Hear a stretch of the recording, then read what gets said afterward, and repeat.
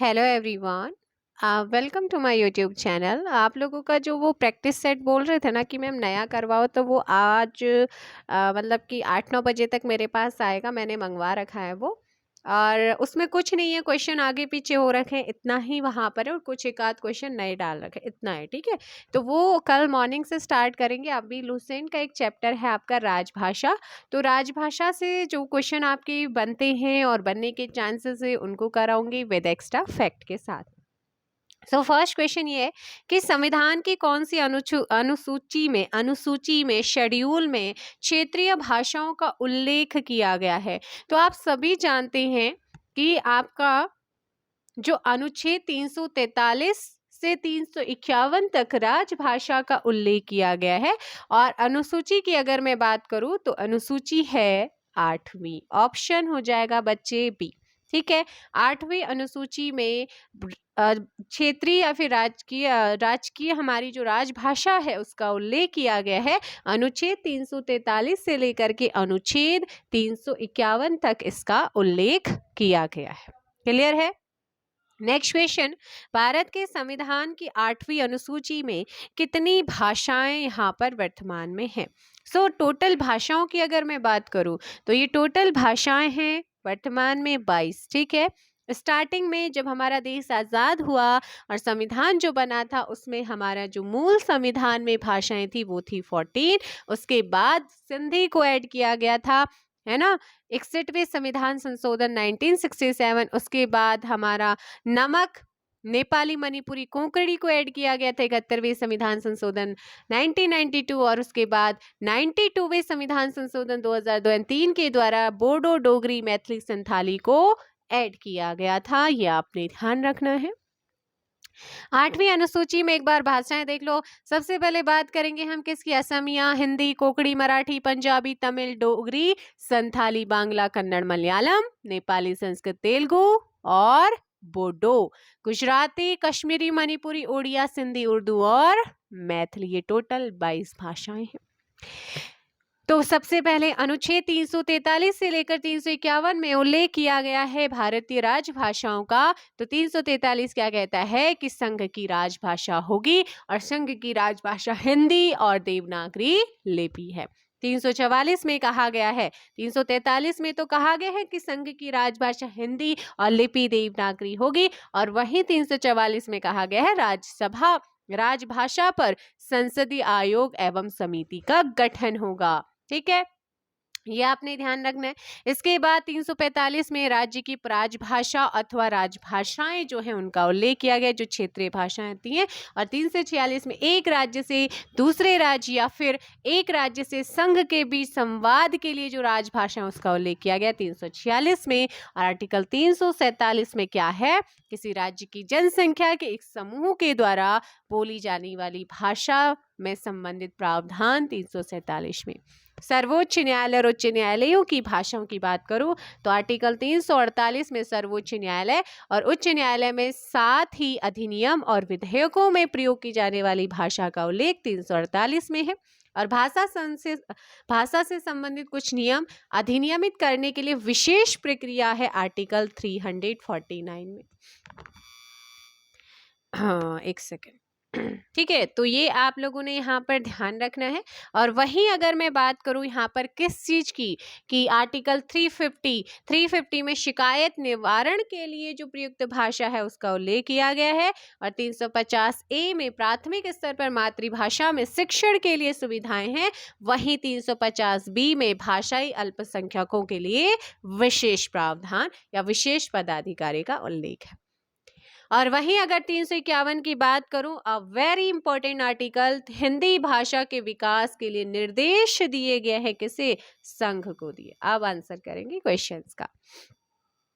So question है आप लोगों का यहाँ पर क्या है कि भारतीय संविधान में किन अनुच्छेदों में राजभाषा संबंधी प्रावधान किया गया है। तो अनुच्छेद है आपका कौन सा, 343 से लेकर के 351, ऑप्शन ए। नेक्स्ट है भारत की राजभाषा क्या है। तो आप जानते हैं कि हिंदी और क्या है, हिंदी हमारी राजभाषा है और उसकी सहयोगी यहाँ पर बनाई गई है अंग्रेजी। भारतीय संघ की आधिकारिक भाषा के रूप में संविधान के द्वारा किसे मान्यता मिली है? ऑप्शन बी, संविधान के किस अनुच्छेद के अंतर्गत हिंदी को राजभाषा के रूप में दर्जा प्रदान किया गया है? 343 फर्स्ट में। नेक्स्ट क्वेश्चन, हिंदी देश की राष्ट्रभाषा है, लेकिन सांस्कृतिक शासकीय प्रयोजनों के लिए अंग्रेजी भाषा जो है इसके प्रयोग को कब तक करने की, देखो राष्ट्रभाषा नहीं बोलेंगे, यहाँ पर गलत छपा है। हिंदी हमारी राजभाषा है, ना कि आपकी यहाँ पर राष्ट्रभाषा है, लेकिन शासकीय प्रयोजनों के लिए अंग्रेजी भाषा के प्रयोग को कब तक अनुमति प्रदान की गई है? तो आंसर होगा अनिश्चित काल। ऐसा कोई टाइम डिसाइड नहीं किया गया है। किसी भाषा को किसी राज्य की राजभाषा के रूप में अंगीकार करने का अधिकार किससे है? राज्य विधानमंडल को है, ठीक है। नेक्स्ट है, संविधान की 8वीं अनुसूची में सम्मिलित भाषाओं में निम्नांकित में से कौन सी भाषा बोलने वाले सर्वाधिक हैं? तो सर्वाधिक ज्यादा जो बोली जाती है वो है बांग्ला। ऑप्शन ए 9 का सही होगा, ठीक। नेक्स्ट क्वेश्चन, संविधान की 8वीं अनुसूची में सूचीबद्ध निम्नोक्त में से कौन सी एक किसी राज्य की राजभाषा है? कौन है? उर्दू है उत्तर प्रदेश की, सेकंड जैसे उत्तराखंड की क्या है, सेकंड संस्कृत है ना। और संस्कृत आपको ध्यान रखना है ना। नेक्स्ट क्वेश्चन, निम्नलिखित में से किस राज्य केंद्र शासित प्रदेश ने उर्दू को राजकाज की भाषा के रूप में अंगीकार किया है? तो किसने किया है? अभी थोड़ी देर पहले बताया भी था, एक तो उत्तर प्रदेश, अब उत्तर प्रदेश तो मैम है नहीं, बट जम्मू कश्मीर भी है, ऑप्शन बी। निम्नांकित में से कौन सी भाषा संविधान की 8वीं अनुसूची में शामिल नहीं है? तो मैंने आपको थोड़ी देर पहले 22 भाषाएं बताई थी, भोजपुरी उसमें नहीं बोला होगा, है ना, option D. Next question, Dogri भाषा किस राज्य या केंद्र शासित प्रदेश में बोली जाती है? Option A Jammu Kashmir. सिंधी को किस संवैधानिक संशोधन के द्वारा संविधान की 8वीं अनुसूची में शामिल किया गया था? 21वीं संविधान संशोधन 1967 के तहत। भारतीय संविधान के अनुच्छेद 344 के तहत प्रथम राजभाषा आयोग का गठन हुआ था। क्यों? क्योंकि आर्टिकल 344 में प्रावधान किया गया है कि राजभाषा पर एक क्या होगा, संसदीय आयोग और समिति बनेगी। 15 का आपका जो करेक्ट आंसर होगा वो जाएगा ऑप्शन बी, 1955 में बीजी खेर की अध्यक्षता में, ठीक है। Option B. 1955 में गठित राजभाषा आयोग के पहले अध्यक्ष कौन थे? बताओ।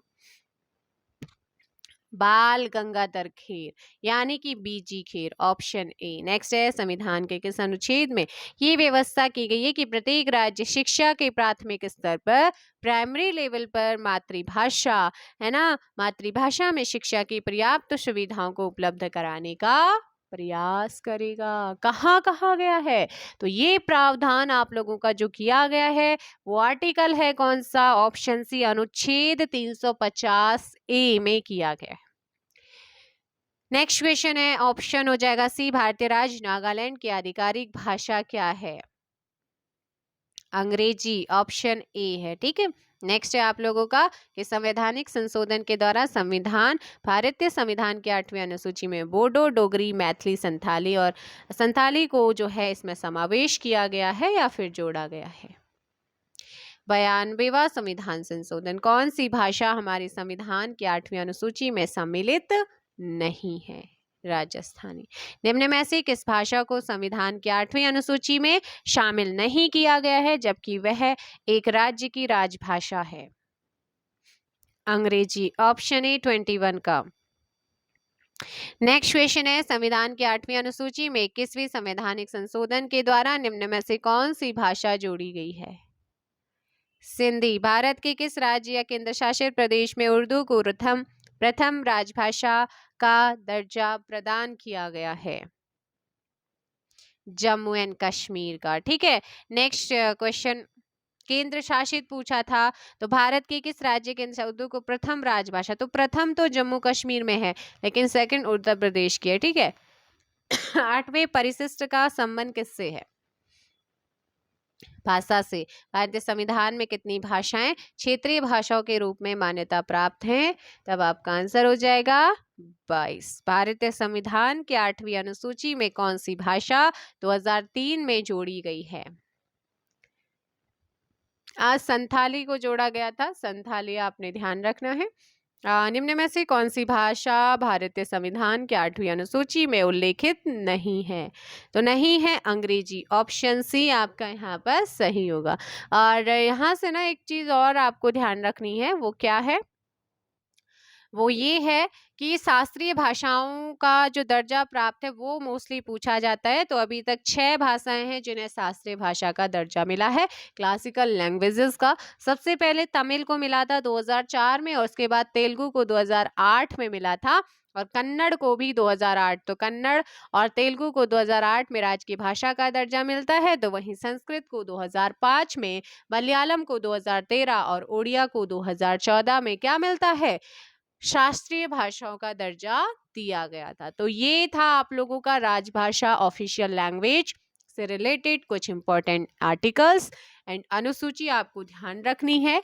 और जाते जाते आप मुझे ये बताएंगे कि कौन सा ऐसा कोई भाग भी है क्या, कोई संविधान का ऐसा पार्ट है जिसमें लैंग्वेज की बात की गई है, राजभाषा ऑफिशियल लैंग्वेज के बारे में प्रावधान किया गया है? तो जल्दी से कमेंट करके बताओ। ठीक, चलो भाई, मिलते हैं नेक्स्ट वीडियो में। अभी के लिए इतना ही, मॉर्निंग में मिलेंगे। Good night, take care, thank you very much.